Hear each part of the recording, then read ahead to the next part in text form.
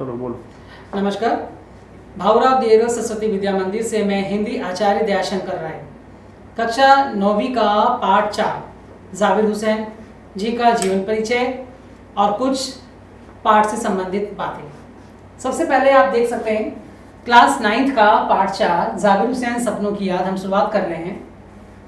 ये एक प्रकार से पक्षी है जिन पे सालिम अली जी ने रिसर्च किया था।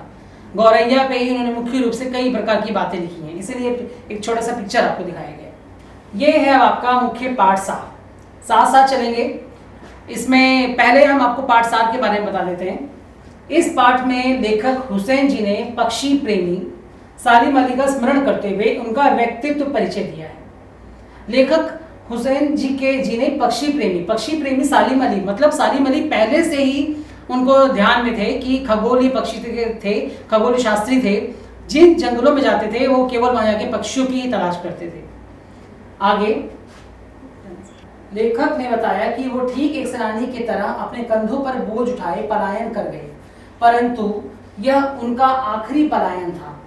कहने का मतलब है यहाँ पे ये बताया कि लेखक ने पहले से ही बता रखा था कि वो इस तरह ही थे, पूरे भारत देश के अंदर सेनानियों की तरह कहीं ना कहीं घूमते रहते थे, पलायन करते थे। क्यों? क्योंकि उनको पता था कि अगर मैं कहीं भी जाऊंगा तो मैं अपने पक्षियों के बारे में तलाश करूंगा और मैं कई तरह की चीज़ों को बता सकूंगा मैं, जो समाज समझ सकेगा। वो प्रकृति में ठीक उस पक्षी की तरह विलीन हो गए जो आखिरी गीत गाने के बाद मौत की गोद में सो गया। सालिम अली का मानना था कि लोग पक्षियों को आदमी की नज़र से देखना चाहते हैं। पक्षियों को आदमी की नज़र से देखना चाहते हैं। क्यों? मतलब वो बताना चाहते थे कि जिस प्रकार व्यक्ति एक दूसरे को नहीं देखता, पक्षी जहां भी उड़ता है वो हर जगह एक दूसरे को देखता है। तो इसमें यही बताया कि सालिम अली जी का मानना था कि लोग पक्षियों को आदमी की नज़र से देखना चाहते हैं, हर एक व्यक्ति के रूप में देखना चाहते हैं। लेखक ने अब इस पाठ से संबंधित क्लास क्या है, सांवले सपनों की याद से हमारे पाठ का क्या मतलब है, उसका जो मुख्य उद्देश्य है, जो मुख्य सार है, सबसे ज्यादा स्पष्टीकरण हमारा ये लाइन जो है सबसे इंपॉर्टेंट है। क्या है? लेखक ने वृंदावन का जिक्र करते हुए भले ही कृष्ण के बचपन की शरारतों को किसी न किसी को देखा, कब उन्होंने घने पेड़ की छांव में विश्राम किया और कब उन्होंने बांसुरी बजाई, या कोई नहीं जानता।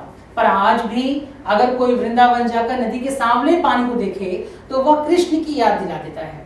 आज भी वृंदावन कृष्ण की बांसुरी की जादू से खाली ना हुआ है। यहाँ पे सांवले सपनों की जो याद है, तुलना क्यों की गई है?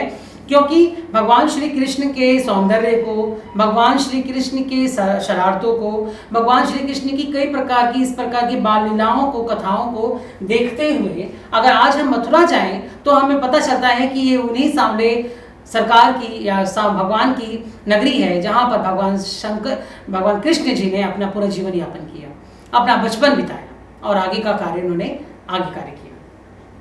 इसमें सांवले सपनों में पाठ से ये स्पष्टीकरण है कि उसी प्रकार हमारे सालिम अली एक ऐसे व्यक्ति थे जो पक्षियों के प्रति इतने रूबरू, इतने घनिष्ठ हो गए थे, केवल उन्हीं के बारे में बातें, उन्हीं के बारे में चर्चा करते थे। आगे उसी तरह सालिम अली को भी पक्षी प्रेमी के रूप में हरदम याद किया जाता है।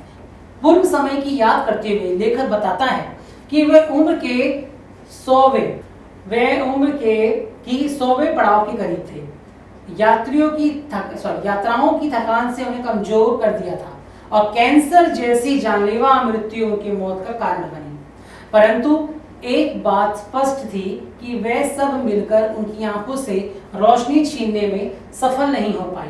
पक्षियों की तलाश और उनके हिफाजत के प्रति समर्पित थी। अपने जीवन के एकांत क्षणों में भी दूरबीन के साथ पक्षियों को निहारते देखे गए। यहाँ क्या बताया गया? यहाँ की जो मुख्य 3-4 लाइनें हैं क्लास हमारे लिए बहुत जरूरी है। क्यों? क्योंकि ये आप सालिम अली के उस घटनाओं को आपको एकत्रित कर रहे हैं जिनसे उनका आखिरी समय था। आपको पता ही होगा, अभी हम आगे भी पढ़ेंगे कि कैंसर से उनकी मृत्यु हुई और लास्ट समय, अंतिम समय में भी उन्होंने अपने गले में दूरबीन डालकर पक्षियों की तलाश की, इधर से उधर भ्रमण करते रहे। वे उन लोगों में से थे जो प्रकृति के प्रभाव में ना जाकर प्रकृति को अपने प्रभाव में लाता है। मतलब उन्होंने अपना ही जीवन साथी, अपने स्कूल सहपाठी तहमीना को चुना, जिन्होंने हर लम्हे उनका सहयोग दिया। साथ में पढ़ने वाली एक तहमीना जो आगे चलकर उनकी पत्नी बनी, उनके साथ उन्होंने अपना जीवन यापन किया। इसमें आपको बताया गया है कि वह प्रकृति के प्रभाव में ना जाकर प्रकृति को अपने प्रभाव में लाता है। अपने प्रभाव मतलब कि हम अपने नजरिए से देखें प्रकृति को, ठीक है। सालिम अली जी अनेकों अनुभवों के मालिक थे, कई प्रकार के उनको ज़्यादा से ज़्यादा अनुभव थे। एक दिन वे केरल की साइलेंट वैली को रेगिस्तानी हवाओं के झोंकों से बचाने का अनुरोध लेकर पूर्व प्रधानमंत्री चौधरी चरण सिंह से मिले थे। यहाँ पे क्या कारण था कि जब उन्होंने देखा चौधरी चरण सिंह से जब मिलने गए तो उन्होंने ये साइलेंट वैली को इसलिए बोला क्योंकि वहाँ पे सन्नाटा था, जितने पेड़ थे वहाँ पे कोई भी पक्षी नहीं था, कोई भी, तो उनको चिंता हो गई, सालिम अली को बहुत चिंता हो गई। और जो कि मिट्टी पर पड़ी पानी की पहली बूंद का असर जानने वाले नेता थे, परंतु पर्यावरण के संभावित खतरों के बारे में जब सालिम अली ने उन्हें अवगत कराया, उनकी आंखें नम हो गई। यहाँ ये बताया गया है कि सालिम अली जी ने इस प्रकार के प्रस्ताव को उनके आगे रखा कि किसी भी प्रकार से हमें यहाँ पे पक्षियों का लगाना पड़ेगा डेरा, नहीं तो हमारा भारत देश बिना प्रकृति के और बिना पक्षियों के बेकार हो जाएगा। उनका सबसे एक जो मन के अंदर साइलेंट वैली में जिन्होंने देखा उनको ये फर्क हुआ, परंतु पर्यावरण के संभावित खतरों के बारे में जब सालिम अली ने उन्हें अवगत कराया तो उनकी आंखें नम हुई। सालिम अली ने अपनी आत्मकथा का नाम फॉल ऑफ अ स्पैरो रखा। ये सबसे बड़ी कहानी है, कक्षा बच्चों एक नंबर के क्वेश्चंस पेपर में आते हैं ये। इसका मतलब होता है कि एक गौरैया का गिरना, ये एक नेशनल ट्रस्ट के रूप में लिया गया, जिसमें उन्होंने एक घटना का जिक्र करते हुए लेखक को D.H. लॉरेंस, ये D.H. लॉरेंस कौन थे? D.H. लॉरेंस एक उनके बहुत अच्छे मित्र थे। D.H. लॉरेंस उनके एक ऐसे मित्र थे जैसे अगर वो प्रकृति प्रेमी थे वैसे ये भी इनके प्रकृति प्रेमी थे। इन्हें कई बट अंग्रेजी के बहुत अच्छे, अंग्रेजी साहित्य के बहुत अच्छे वो रचनाकार थे। उनकी मृत्यु के बाद उनकी पत्नी से कहा गया कि वे अपने पति पर कुछ लिखें। उन्होंने कहा कि उनके बारे में मेरे से ज़्यादा मेरी छत पर बैठने वाली गौरैया जानती है। मुमकिन है लॉरेंस सालिम का अटूट हिस्सा होगा। यहाँ पे क्या बताया गया है, ये जो आखिरी पंक्तियां हैं आपके लिए बहुत ही मुख्य इंपॉर्टेंट है कि जब लोगों ने उनसे पूछा कि आप अपने पति के बारे में कुछ बातें बताइए, तो उन्होंने ये जवाब दिया कि जितना मैं नहीं जानती उतना मेरे छत पे बैठी हुई गौरैया उनके बारे में बहुत कुछ जानती है।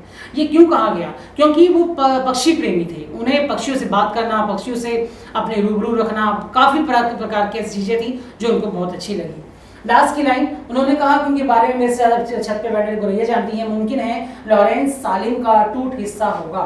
D.H. लॉरेंस और उनकी पत्नी का भी उनसे बड़ा अच्छा संपर्क था। वो भी, उनकी पत्नी और सभी लोग खुश होकर पशु पक्षियों के प्रकार के और अन्य प्रकार के कार्यों को करते थे। और आगे वाली जो कहानी है इसकी, तो ये और लास्ट 3 लाइन जो है, वह सदा जटिल प्राणियों के पैनी रहने वाली बचपन में उन्हें एयर गन की शिकारी गौरैया ने पक्षी प्रेमी बनाकर जो राह दिखा दी, वह उन्हें नए नए रास्तों की ओर ले जाती रही। और वह एक भ्रमण व्यक्ति थे जो प्रकृति के दुनिया में एक टापू के बजाय अतः सागर बनकर उभरे। लास्ट की 3 लाइन हमारे लिए मुख्य इंपॉर्टेंट है। क्या है वो? बचपन में एक बार उनके एयर गन, सबसे पहली घटना ये, जब हम एनसीईआरटी के फर्स्ट क्वेश्चन को करेंगे, पहला ही क्वेश्चन है कि एयर गन से एक पक्षी उनकी मृत्यु हुई गौरैया की, जिससे बहुत आहत हुए सालिम अली। और सालिम अली ने उनके बारे में कई प्रकार की चीज़ें लिख दी, जैसे अब नए नए रास्तों के बारे में लिखा, पक्षी प्रेमी हो गए। और लास्ट लाइन में एक भ्रमणशील व्यक्ति थे, घूमते रहते थे, जो कि प्रकृति की दुनिया में एक टापू के बजाय एक छोटे से नदी के अंदर एक छोटा सा टापू होता है, वो ना बनकर एक बहुत बड़ा अतः सागर बनकर उभरे। क्यों उभरे? क्योंकि उन्हें पता था कि जिस प्रकार मैं पक्षी प्रेमी बनूंगा उस तरह मेरा भंडार आगे और बढ़ता जाएगा। तो सालिम अली की मृत्यु के बाद जाकिर हुसैन जी का दुख और हमारी घटनाएं जो आपको बताई गई हैं ये पूरी है। और भी बहुत सारी कुछ तथ्य हैं जो कभी और प्रस्तुत करेंगे। आज हमने केवल आपको पाठ का सार बताया है, आगे जीवन परिचय का और भी रोल है जो आगे बताएंगे। धन्यवाद।